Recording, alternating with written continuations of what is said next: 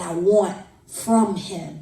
And the word that he removed from that sentence was from. He said, do you just want me?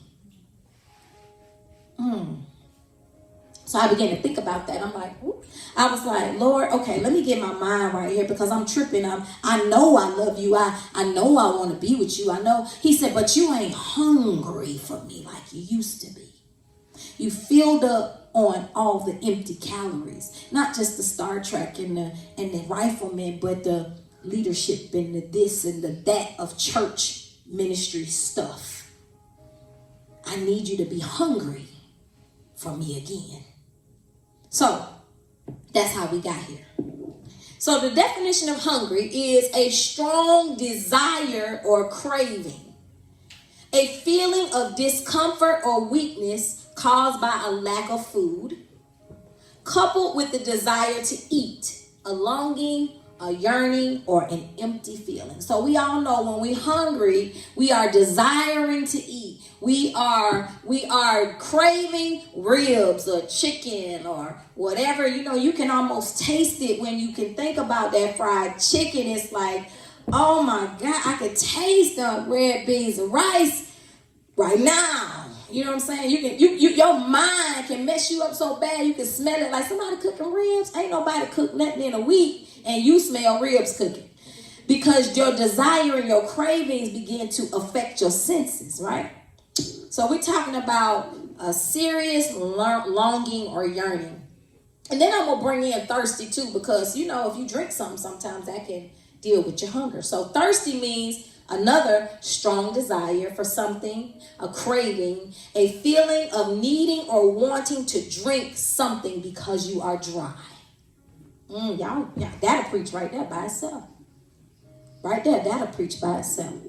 So the base scripture that we're going to deal with today is Matthew chapter 5, verse 6. Now, I'm going to give you some other scriptures too, but I want to start there.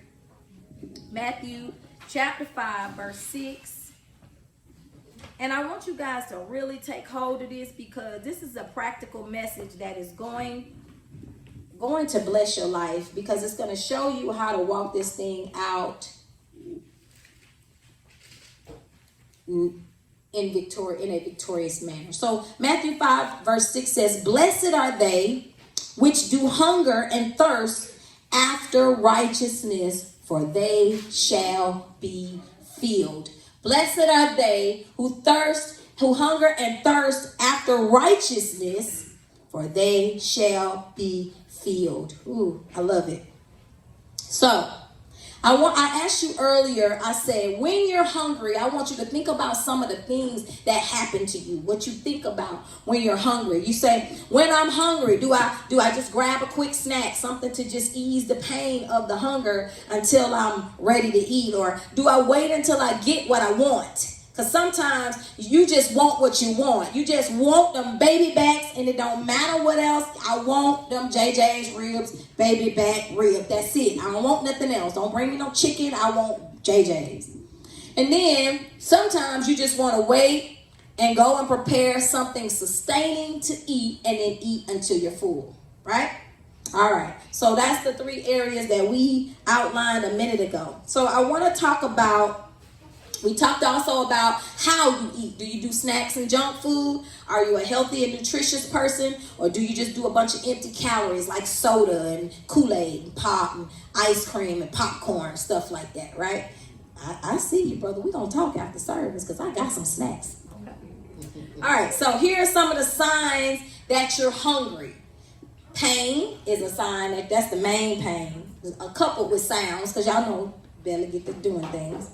You become tired, lightheaded, weak, empty. Sometimes you can feel anxious or stressful because you get to shaking when your sugar drops too low. Difficulty concentrating. So these are some of the signs that your body is hungry, that you need to eat, because your body this food is fueling your body. Your mind cannot work without proper nutrition. Your body, your heart, all of these things will begin to shut down without proper nutrition. So without feeding your body, you will begin to exhibit signs that there's a problem in your body. The hunger pains are saying, I'm empty. I need to be dealt with down here. I need. This is your indicator. This is your sensor to let you know that you need to eat. You know? Then you begin to deal with the headaches and the tiredness and the lightheaded. You can't concentrate. You're grouchy. Everybody know you get irritable. Yes, Lord. So we know that these things are happening. But what are your indicators when you are spiritually hungry? Do you know when you're spiritually hungry? I say that these are the same symptoms. You begin to deal with emotional and physical pain when your spirit is starving. See, we feed our flesh 24 hours a day. And I say 24 because there's a lot of people who sleep with the TV on and rap music on or whatever. You sleep with your little stuff on all night long. So your spirit, or your scriptures, you're constantly feeding your spirit. Your flesh. You get up in the morning, you eat breakfast.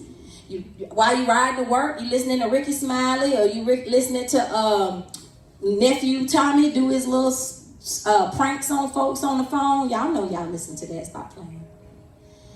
Then when you get to work, the girl at the job want to tell you about what happened this weekend with her and her man, or her and her other man, or when her man and her other man met up and what happened with that, or gossiping about somebody else on the job.